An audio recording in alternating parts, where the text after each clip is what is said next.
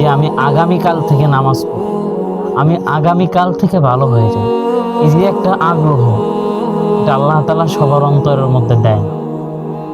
তবে যাদের অন্তরের মধ্যে দেয় তারা এটা কল্পনা করা উচিত, এটা স্বয়ং আল্লাহ তাআলা আমাকে সিগন্যাল দিচ্ছে তুমি ফিরে আসো আমার দিকে। তবে আমরা কি করি? আমরা তো বোকা। আমরা ওই যে শয়তান আছে, শয়তান ওয়াসওয়াসা দেয়, বলে আগামীকাল।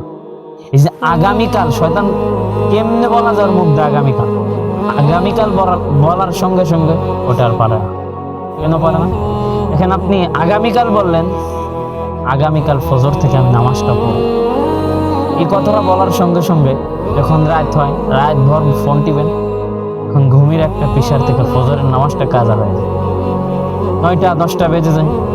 তারপরে জোহরের রক্ত চলে আসে, তখন আপনি ভাবেন না ফজর পড়িনি, আজকে পড়বো না। এই যে শয়তান আপনাকে আসর করে হয়েছে। এই জন্য আগামীকাল আপনি যে বলতেছেন, যেই আগামীকাল বলছে, যেই কাজ, খালি নামাজ না, আপনি দুনিয়া বিল্লাইন হয় না, ওইটা আর হয় না, আর ওটা হইলেও কল্যাণময় হয় না।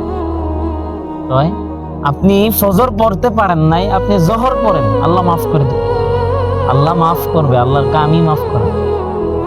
এই জন্য প্রত্যেকটা কাজ, যে সময় অন্তরের মধ্যে এটাই কল্পনা হয়, এটাই আগ্রহ আসে, আমি আর এই গুনার কাজটা করব না, আমি আর এত ফোন টিপবো না, আমি আর নামাজ ছাড়বো না, আজ থেকে যে সময় বলছে, যে সময় অন্তরের মধ্যে নিয়ে আসে, তখনই এটা ভাবতে হবে, আমি আর এটা আমি এখন আমার অন্তরের মধ্যে আল্লাহ নিশ্চিত আমার সারা দিচ্ছে, অন্য কারো অন্তর তো দেয় না, আমার অন্তর দিচ্ছে নিশ্চিত, আল্লাহ তাআলা আমাকে বলতেছে তুমি ফিরে আসো। এই জন্য আমাদের এটাই করতে হবে, যে সময় আমরা ফিরার কথা আসবে অন্তরে, আমি আজ থেকে নামাজ পড়ব, আজ থেকে এটা পালন করব।